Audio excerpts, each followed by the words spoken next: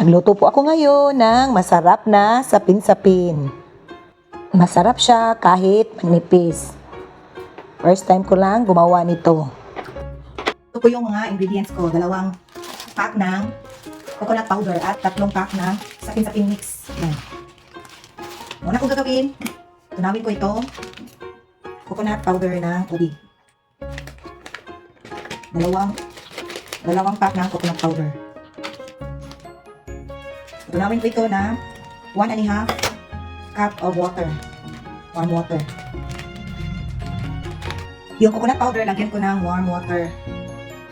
1½ cup. Ito, 1½ cup lang ito.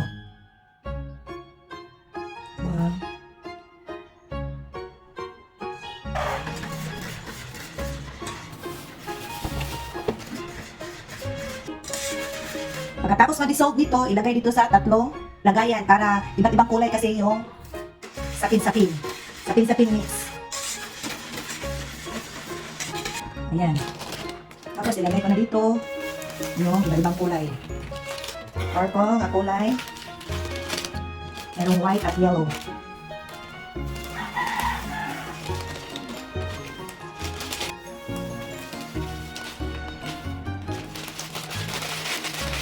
Tapos dito ko ilagay yon sapin-sapin ko sa lanier sa pan. Tapos lagyan ko ito ng coconut milk na tag half. Yan. Lagyan ko muna ito. Ito yung puti na kulay.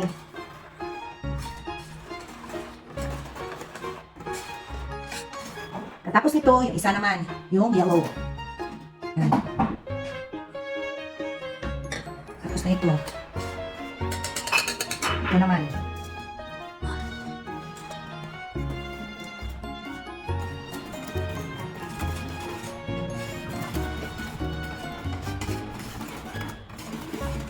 Yan, yellow na. Pagkatapos, ito namang purple.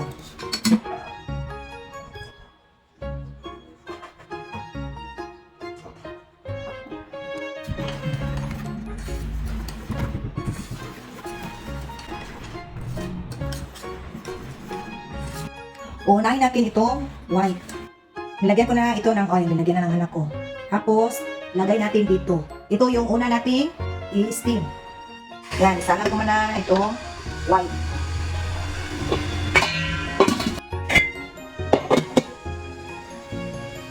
Yan. Lagay ko na yung yellow. Ilaw na kulay. Ang bango-bango.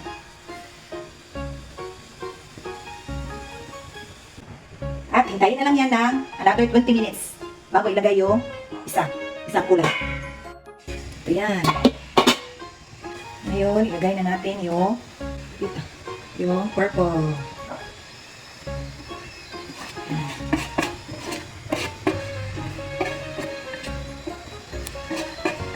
Ayan. Hintayin lang na another 20 minutes. Ayan. Ito na yung sapin-sapin.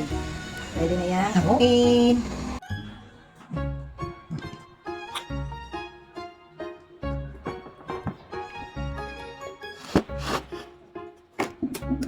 One, two, three, go.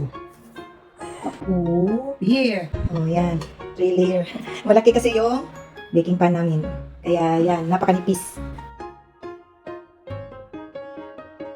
At ayan, luto na po yung aking sapin-sapin. Napakasarap. Kainan na! Salamat sa inyong panunood! Sarap.